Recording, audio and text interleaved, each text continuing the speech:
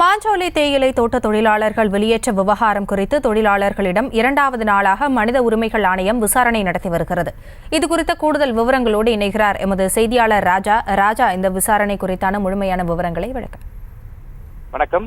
மாஞ்சோலை தேயிலை தோட்ட தொழிலாளர்களின் பிரச்சனை குறித்து உண்மை நிலையை கண்டறியும் வகையில் புதிய தமிழகம் கட்சி தலைவர் கிருஷ்ணசாமி தேசிய மனித உரிமைகள் ஆணையத்தில் வழக்கு தொடர்ந்திருந்தார். அதன் அடிப்படையில் வழக்கு பதிவு செய்த மனித உரிமைகள் ஆணையம் குறித்த ஆய்வு மற்றும் விசாரணை நேற்று முதல் தொடங்கியுள்ளது.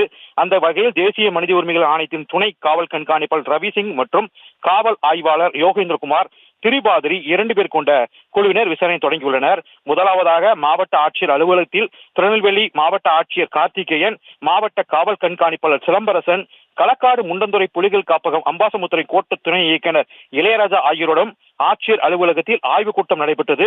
அதில் மாவட்ட நிர்வாகத்தின் சார்பில் 1125 பக்கம் தகவல் கொண்ட ஆவணங்கள் தேசிய மனித உரிமைகள் ஆணையத்திடம் ஒப்படைக்கப்பட்டது. இதையடுத்து தேசிய மனித உரிமை ஆணையத்தினர் மாஞ்சோலை தேயிலை தோட்டங்களுக்கு நேரில் கள ஆய்வு செய்து விசாரிப்பதற்காக நேற்று தினத்தில் சென்றனர். தொடர்ந்து மாஞ்சோலை தேயிலை தோட்டத்திற்கு சென்ற தேசிய மனித உரிமை ஆணைக்குழுவினர் அங்கு தொழிலாளர் நேரடியாக விசாரணை மேற்கொண்டனர். தேயிலை தோட்ட பகுதியில் உள்ள ஒவ்வொரு தொழிலாளரிடம் அவர்களது நிலை குறித்தும் கோரிக்கை குறித்தும் விசாரணை செய்து கேட்டறிந்து வருகின்றனர்.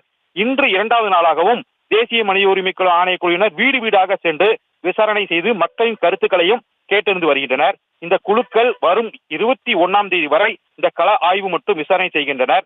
தோட்ட பகுதியில் விசாரணை மற்றும் ஆய்வு நிறைவடைந்த பின் மணிமுத்தாரில் வைத்து கருத்து கேட்பு கூட்டம் நடைபெறுகிறது.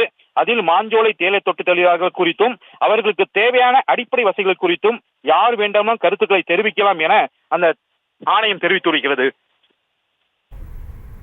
விவரங்களுக்கு நன்றி ராஜா. செய்திகளை உடனுக்குடனும் துல்லியமாகவும் தெரிந்து கொள்ள சப்ஸ்கிரைப் பண்ணுங்க.